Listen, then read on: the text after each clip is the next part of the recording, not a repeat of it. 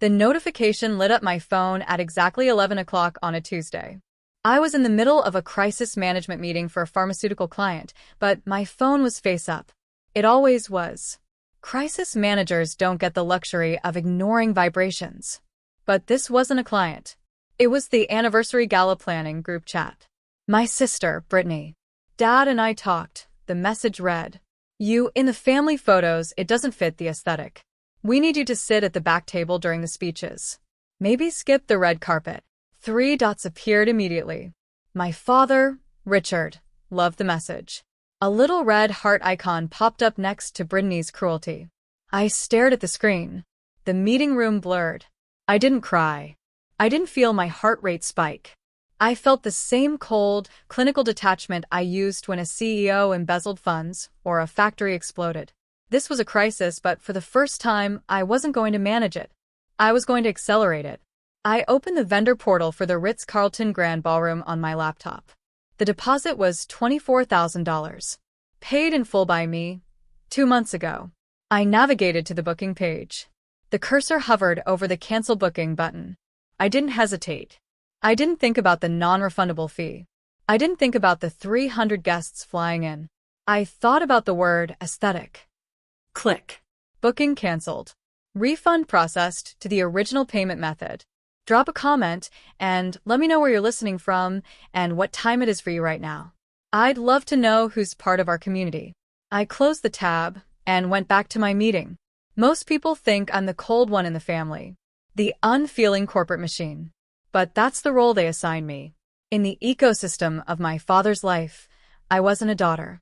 I was the fixer, the bankroll, the silent partner who kept the lights on while he played the tycoon. My father, Richard, owns a network of luxury car dealerships. To the outside world, he's a pillar of the community. A man who sells Ferraris and hosts charity golf tournaments. In reality, the dealerships have been bleeding money for 5 years. His ego is writing checks his business can't cash, and I've been the one covering the overdrafts. Then there's Brittany, 5 years younger. Beautiful, bubbly, and utterly useless. She calls herself an influencer, but her primary income stream is me. Every month, on the 1st, I transfer $1,200 to her account. We call it an allowance. I call it hush money. It's the price I pay to keep her from calling Dad for money he doesn't have. Last month, she maxed out her credit card on a trip to Tulum. $8,000. Dad called me in a panic, saying it would ruin her credit score, that she was just a kid. She's 25. I paid it. I paid it because that's what I do. I fix things. I make the problems go away so they can pretend everything is perfect. But today, the fixer was done. As I sat there listening to my client drone on about supply chains, I started to calculate the ledger. Not the money. The emotional cost. Why did I do it? Why did I pay $24,000 for a party where I wasn't even wanted in the pictures? It's a trap. A psychological cage built bar by bar over 28 years. It's the trap of normalization. You see, when you grow up in a house where love is transactional, you start to believe that peace is a product you have to purchase. You don't get affection for free. You get it in exchange for services rendered. If I fixed the problem, Dad smiled. If I paid the bill, Mom didn't cry. If I bailed out Brittany, the family dinner wasn't a screaming match. I had normalized the cruelty. I had accepted that my utility was the only thing that made me valuable. I thought if I just paid enough, fixed enough, saved them enough times, eventually I would buy a seat at the table. But Brittany's text made it clear. I could buy the table. I could buy the whole damn ballroom. But I would never be allowed to sit there. I didn't fit the aesthetic.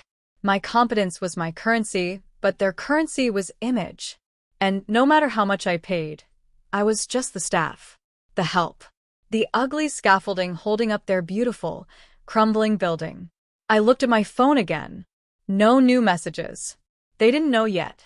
They were probably laughing about it, high-fiving over how they'd handled the Olivia problem. I opened a new spreadsheet. I titled it Liquidation. If I was just the bankroll, then it was time to close the account. I wasn't going to scream. I wasn't going to beg for an invitation. I was going to do what I do best. I was going to manage the crisis by removing the source of the funding. Me. 48 hours passed in silence. It was the kind of silence that hangs in the air before a thunderstorm breaks. I went to work. I went to the gym. I ate dinner alone in my apartment. My phone was quiet. The family was too busy posting. Brittany's Instagram stories were a flurry of gala prep. Sneak peek of the venue, she posted, tagging the Ritz-Carlton. Can't wait for the event of the season. Dad was posting throwback photos of him and Mom, captioning them with things like 30 years of building an empire. They were building an empire on a foundation that had already been demolished. They just hadn't looked down yet. Then, on Thursday afternoon, the call came. I was in the lobby of my office building, picking up a coffee, when I saw him. My father. He wasn't walking, he was storming.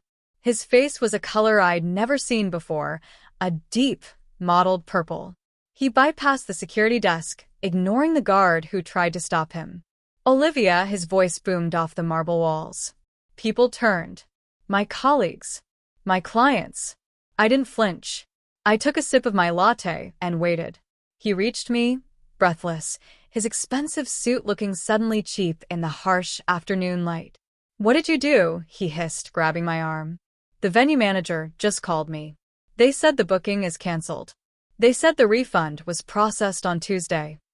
I know, I said. My voice was calm. Level. I canceled it. Are you insane? He shouted now, not caring who heard. We have 300 people coming on Saturday. The mayor is coming. Do you have any idea how embarrassing this is? I do, I said. It must be terrible. But I figured since I didn't fit the aesthetic of the event, my money probably didn't fit either. He froze. His grip on my arm tightened. Is this about that text? Olivia, don't be hysterical. Brittany was joking. You know how she is. We were just stressed. She wasn't joking, I said, pulling my arm free. And you hearted the message. It's a reaction, he yelled. It doesn't mean anything. You are ruining your mother's anniversary because you can't take a joke? Fix this. Right now. Call them back and pay the deposit again. No. The word hung there. Simple. Final. What did you say? I said no. I'm not paying for it. I'm not fixing it.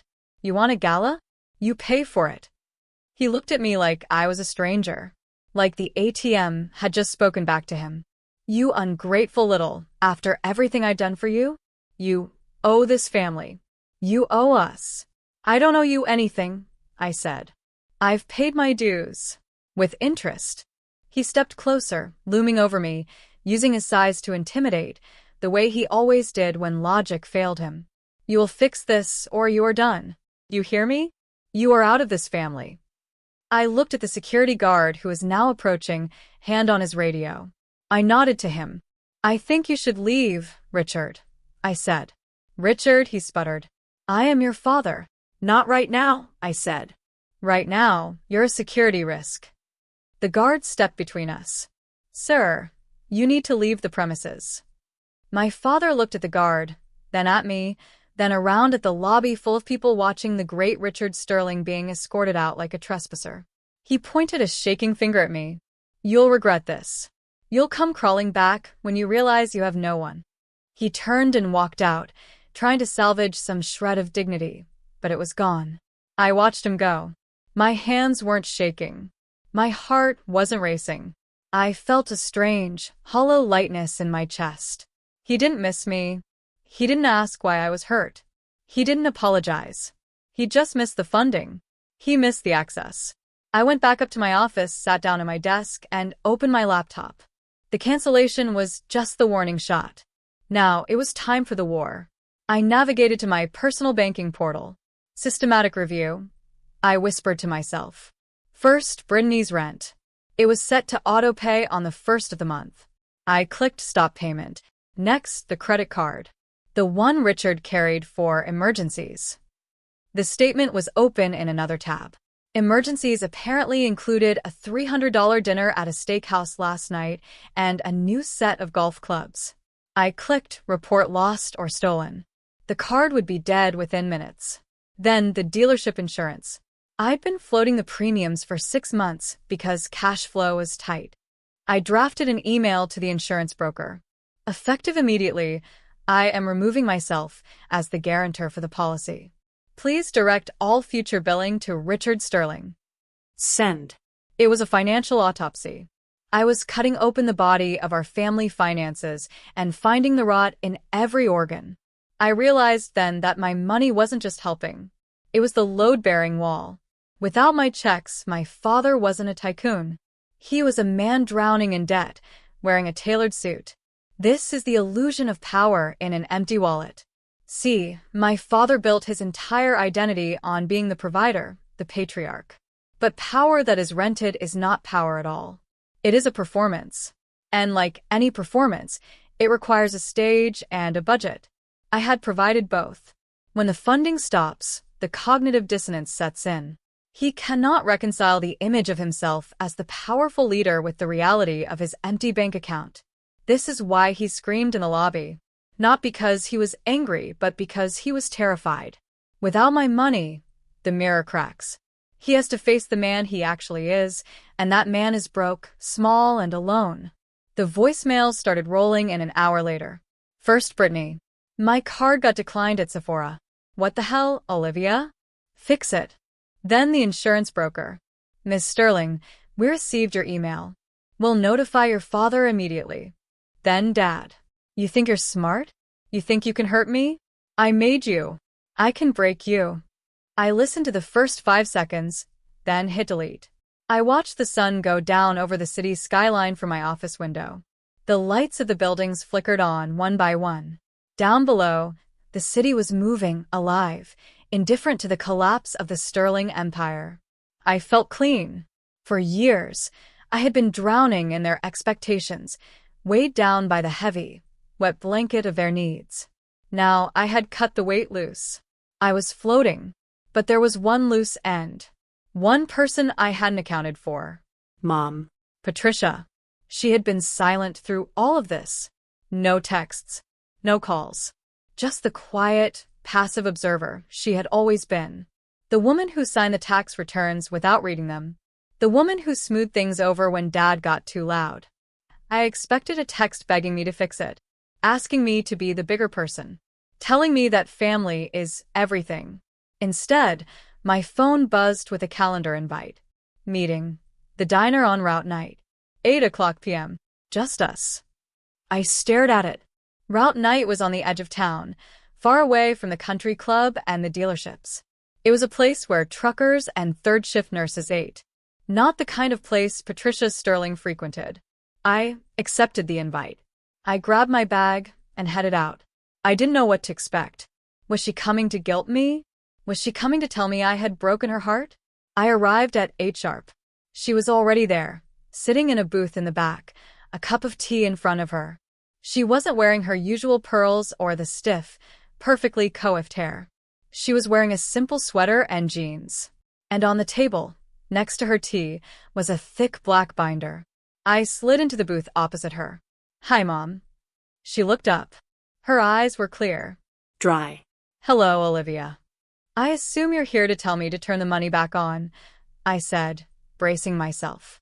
To tell me Dad is sorry, even though we both know he isn't.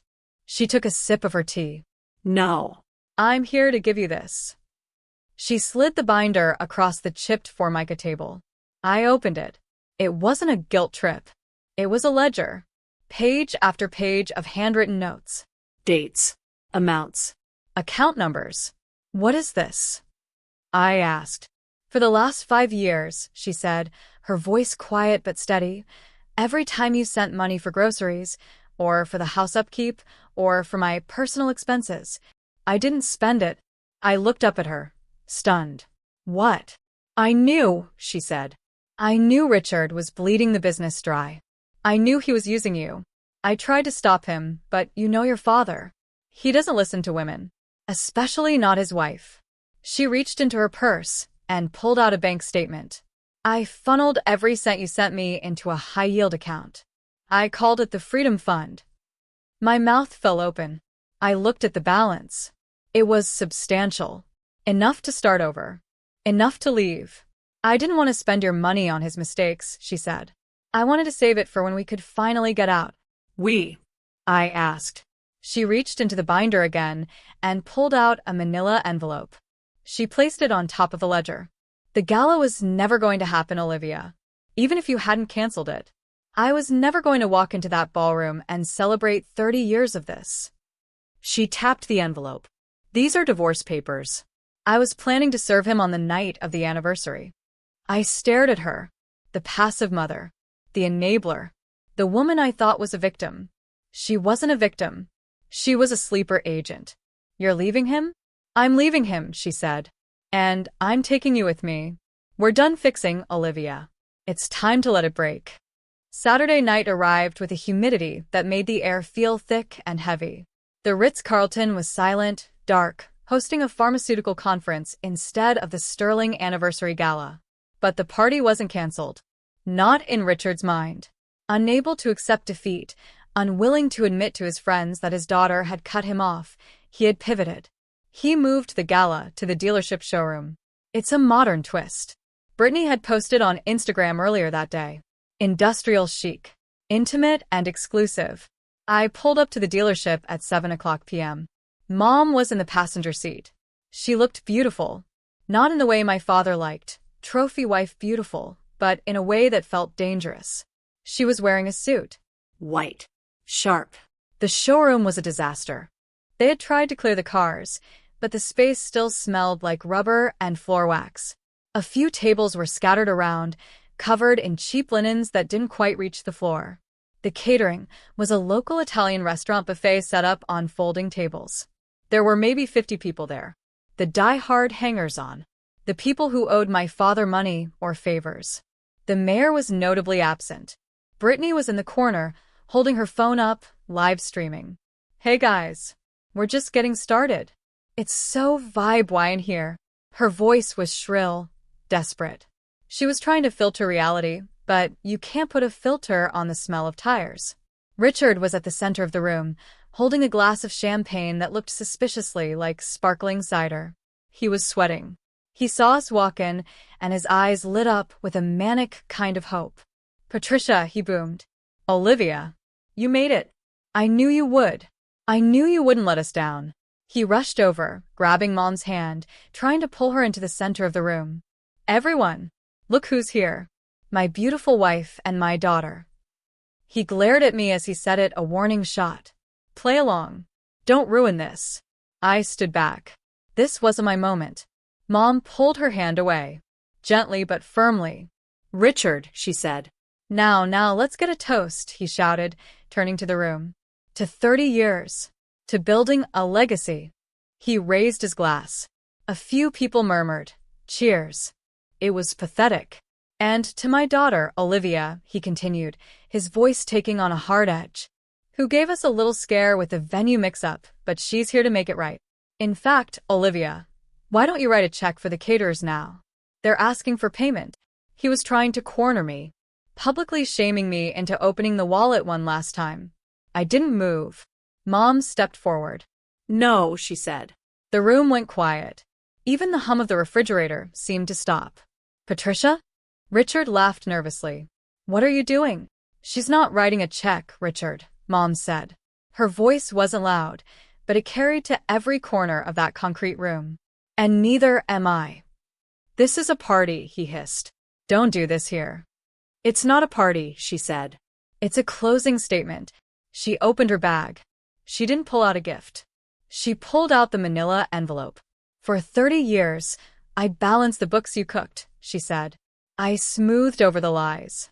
I watched you treat our daughter like a bank account and our other daughter like a pet. I watched you build an image on a foundation of debt and abuse. Brittany lowered her phone. The live stream was still running. You said you built an empire, Mom continued. But you didn't build anything. We did. Olivia paid for the bricks. I paid for the mortar. And you? You just stood in front of it and took the credit. She handed him the envelope. I'm done paying, Richard. I'm cashing out. He stared at the envelope. What is this? Divorce papers, she said. And a forensic accounting of the last 5 years. The Freedom Fund. Olivia's money. It's all gone, Richard. It's in my name now. You stole from me? I recovered stolen assets, she corrected. She turned to me. Ready. Ready, I said. We turned and walked out. Behind us, I heard the sound of a glass shattering on the showroom floor. Then shouting. Then the heavy thud of silence. We walked out into the cool night air. We didn't look back. We got into my car, and as I drove away, I saw the lights of the showroom flickering in the rearview mirror. Bankrupt. In every sense of the word. 6 months. That's how long it takes for a kingdom built on sand to wash away completely. I drove past the old dealership lot yesterday. It was a Tuesday, raining, that gray, relentless drizzle that makes the city look like a watercolor painting left out in the storm. The glass walls of the showroom, once pristine and polished to a glare, were covered in brown paper. A banner hung crookedly over the entrance. Spirit Halloween. Opening soon. The irony wasn't lost on me. My father had spent 30 years wearing a costume of wealth, and now his legacy was a temporary store selling masks. I didn't feel glee. I didn't feel the urge to honk or take a picture. I just felt a quiet, closing click in my chest. The liquidation had been brutal. The creditors didn't care about his reputation or his community standing. They cared about assets. And since he had none left, they took the inventory, the building, the furniture, even the golf clubs. Richard is living in a one-bedroom apartment in the suburbs now. I heard through a mutual acquaintance that he's trying to launch a wealth consulting firm. He's calling old contacts, pitching them on his expertise. But word travels fast in the city. The silence on the other end of those calls must be deafening. He's a king with no castle, shouting orders at an empty room. And Brittany? The girl who thought manual labor was something that happened to other people? She's working retail at a boutique in the mall. I saw her TikTok the other day. She hasn't blocked me, or maybe she unblocked me hoping I'd see it. It was a video of her folding sweaters at 6 o'clock a.m. The caption read, "Grinding. The comeback is always stronger than the setback. #hustle." She looked tired. Her manicure was grown out. But there was something else in her eyes, beneath the filter and the performative resilience. Reality. She was finally living in the real world. It was the hardest lesson she'd ever learned, but it might be the only one that saves her. But I don't spend much time looking in the rearview mirror. The view in front of me is too good. I am sitting in a sunlit condo on the waterfront. It's not a mansion. It doesn't have a ballroom or a grand staircase. But it has floor-to-ceiling windows that let in the morning light, and walls painted a soft, creamy white. It smells like fresh coffee and lilies, not rubber and fear. Mom, Patricia, is sitting across from me at the dining table. She's wearing reading glasses, a pencil tucked behind her ear. She looks 5 years younger than she did the night of the gala. The tension that used to live in her shoulders, the way she used to flinch when a door slammed, it's gone. Spread out between us aren't divorce papers anymore. They are blueprints.